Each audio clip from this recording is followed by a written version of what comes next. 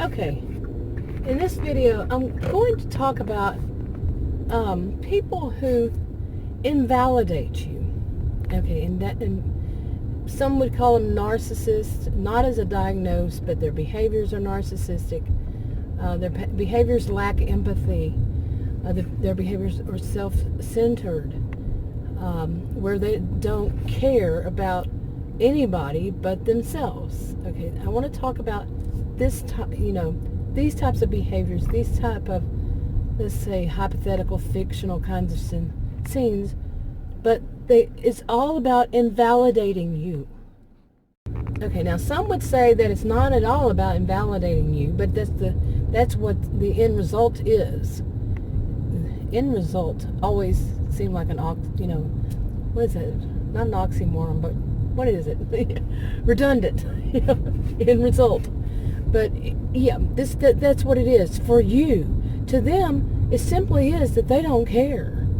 To them, if it's not about them, it doesn't matter. They don't care. And what is more important is that they're still the one that's getting all the attention. So say, for example, you wake up one morning and you're in a marriage with one of these.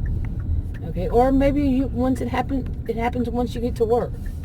But you wake up and say you have a toothache, or you just don't feel well. Say if you're at home, you just don't feel well, or if you go to work, it's your toothache.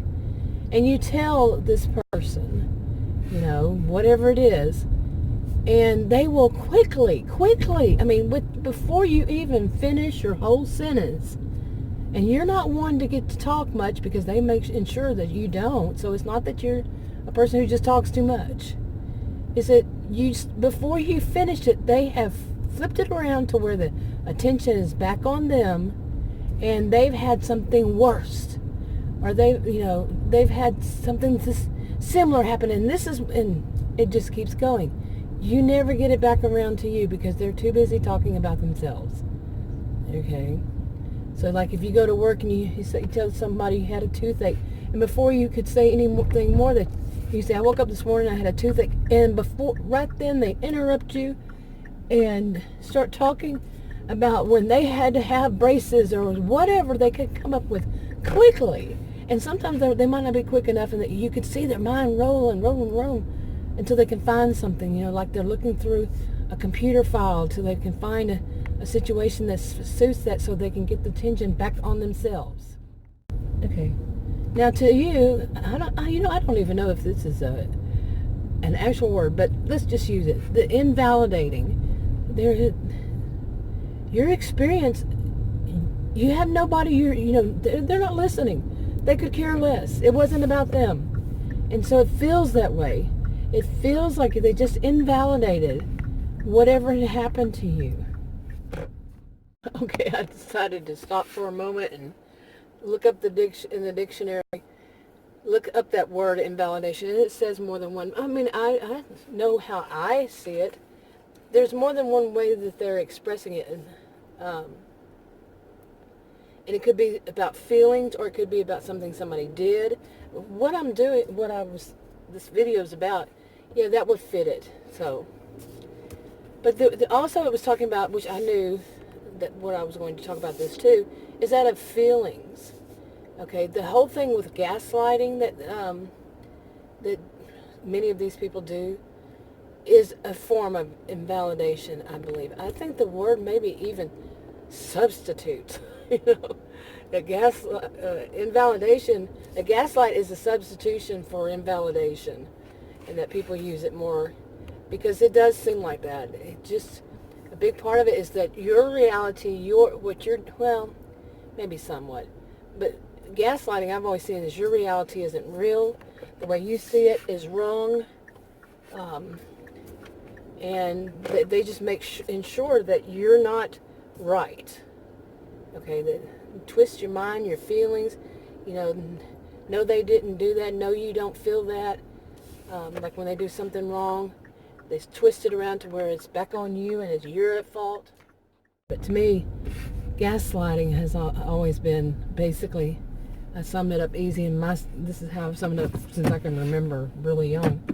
is that your reality isn't real to them. To them, your reality isn't the real reality.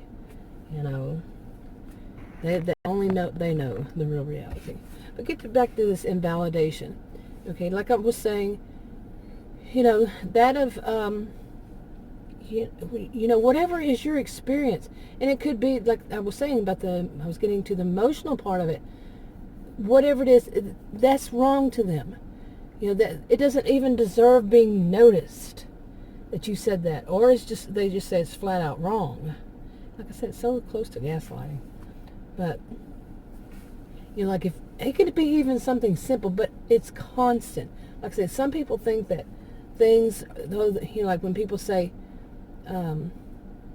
you have a problem with somebody, say your sister-in-law, and your husband, you're the woman, and your husband says that, oh, it's so petty. I did a video about this. It's so petty that's invalidating it.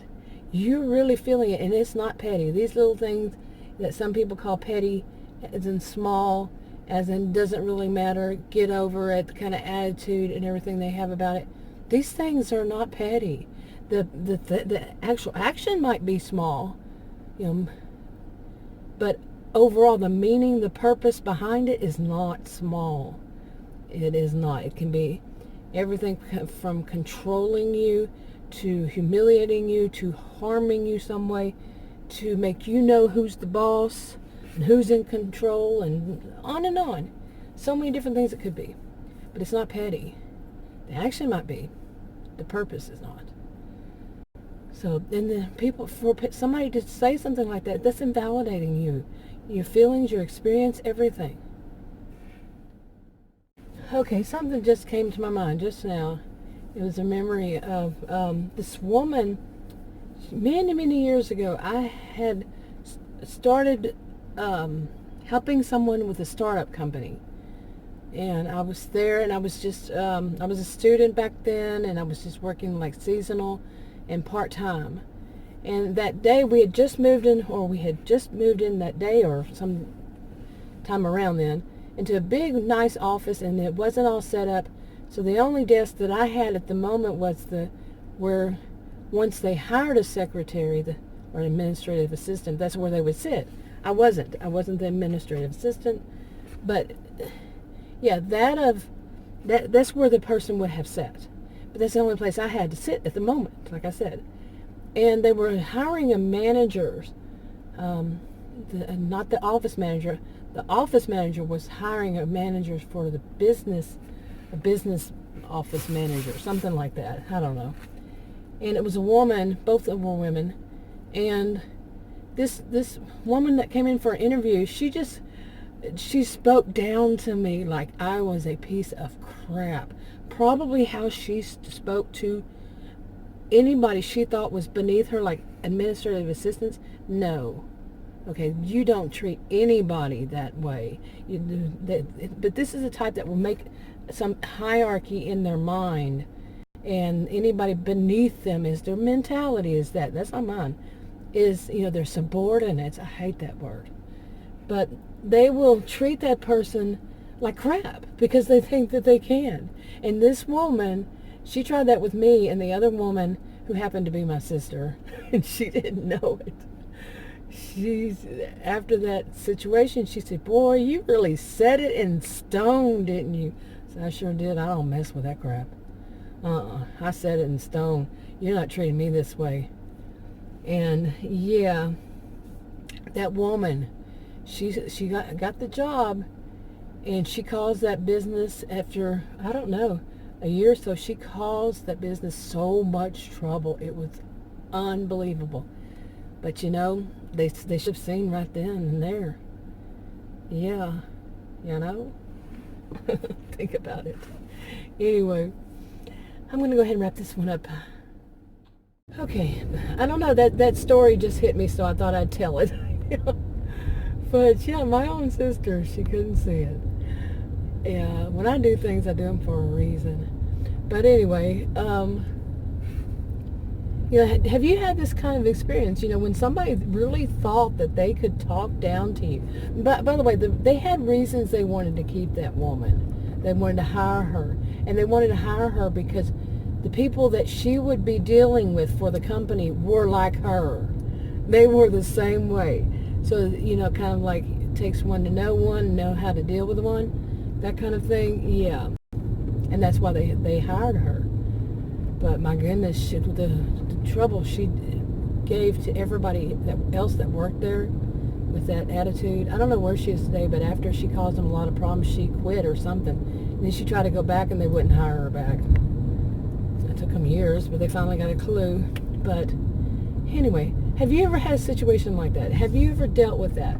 And what would you do? How do you feel about it when somebody does something like this to you and all around invalidates you as a person with feelings, with thoughts, with just like you don't exist? I know I've said this before, that it feels like living a secret life at times. Like at work, if you have people who do that to you, like that's the kind of mentality. I've worked in one place and it was like that with 2 people, and I was only around those 2 people at a job, and it just felt like I lived a secret life, Anyway, I'm going to go ahead and wrap it up. Like I said, talk to y'all in another video.